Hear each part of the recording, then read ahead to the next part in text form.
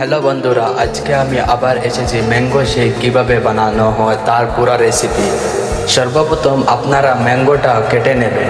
কেটে নিয়ে চাকু দিয়ে ভালো করে ওটা ছোটো ছোটো করে স্লাইস করে নেবেন, ম্যাঙ্গোর ছিলকা যাতে পুরোপুরি বের করতে পারো। তারপরে একটা গ্রাইন্ডার মেশিনে মিল্ক নেবেন, আইস মিল্ক।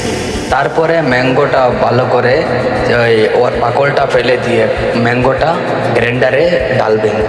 সবটা সেম এইরকমই, ম্যাঙ্গোটা পাকল ফেলে ম্যাঙ্গো গ্রাইন্ডারে ঢালবেন। ম্যাঙ্গো গ্রাইন্ডারে পুরো ঢালার পর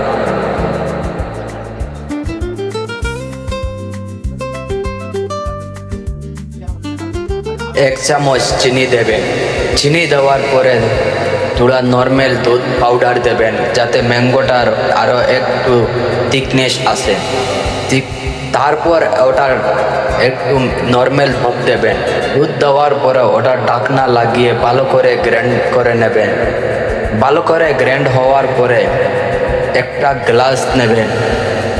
একটা গ্লাস নিয়ে ওটাকে পালাজিনতে চকলেট সিরাপ দিয়ে মেরে দেবেন। তারপর ওটাকে ম্যাঙ্গো মিল্কশেক ডালবেন। ম্যাঙ্গো মিল্কশেকটা ডালার পরে একটা আম নেবেন। একটা আম নিয়ে ছোটো ছোটো টুকরা করে গ্লাসের উপরে দেবেন। অবশ্যই ভিডিওটি ভালো লাগলে একটা ফলো করবেন। Thank you.